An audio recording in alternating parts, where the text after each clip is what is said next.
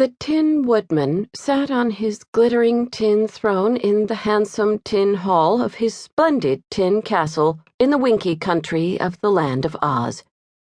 Beside him, in a chair of woven straw, sat his best friend, the Scarecrow of Oz.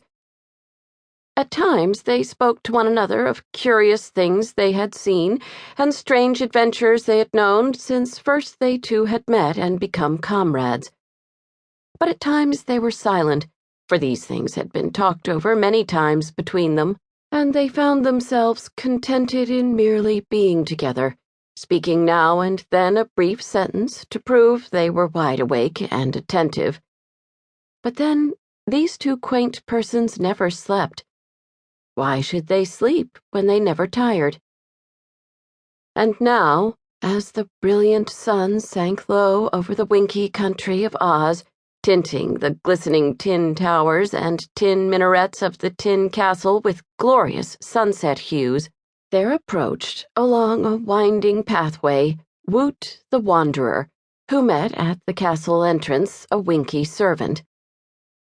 The servants of the Tin Woodman all wore tin helmets and tin breastplates, and uniforms covered with tiny tin discs sewed closely together on silver cloth, so that their bodies sparkled as beautifully as did the tin castle, and almost as beautifully as did the Tin Woodman himself.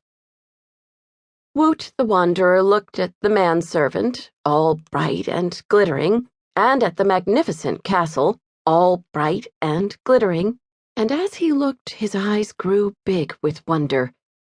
For Woot was not very big and not very old, and wanderer though he was, this proved the most gorgeous sight that had ever met his boyish gaze. "Who lives here?" he asked. "The Emperor of the Winkies, who is the famous Tin Woodman of Oz," replied the servant, who had been trained to treat all strangers with courtesy. "A Tin Woodman? How queer!" exclaimed the little wanderer. "Well, perhaps our Emperor is queer," admitted the servant, "but he is a kind master and as honest and true as good tin can make him, so we who gladly serve him are apt to forget that he is not like other people." "May I see him?" asked Woot the Wanderer, after a moment's thought.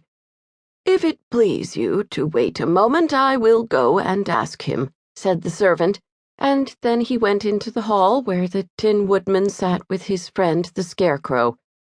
Both were glad to learn that a stranger had arrived at the castle, for this would give them something new to talk about, so the servant was asked to admit the boy at once. By the time Woot the Wanderer had passed through the grand corridors, all lined with ornamental tin, and under stately tin archways, and through the many tin rooms all set with beautiful tin furniture, his eyes had grown bigger than ever, and his whole little body thrilled with amazement. But, astonished though he was able to make a polite bow before the throne and to say in a respectful voice, "I salute your illustrious majesty and offer you my humble services." "Very good," answered the Tin Woodman in his accustomed cheerful manner. "Tell me who you are and whence you come." "I am known as Woot the Wanderer," answered the boy, "and I have come, through many travels and by roundabout ways, from my former home in a far corner of the Gillikin country of Oz." "To wander from one's home," remarked the Scarecrow, "is to encounter dangers and hardships, especially if one is made of meat and bone. Had you no friends in that corner of the Gillikin country? Was it not homelike and comfortable?" To hear a man stuffed with straw speak, and speak so well, quite startled Woot, and perhaps he stared a bit rudely at the Scarecrow. But after a moment he replied, "I had home and friends, your honorable strawness, but they were so quiet and happy and comfortable that I found them dismally stupid. Nothing in that corner of Oz interested me, but I believed that in other parts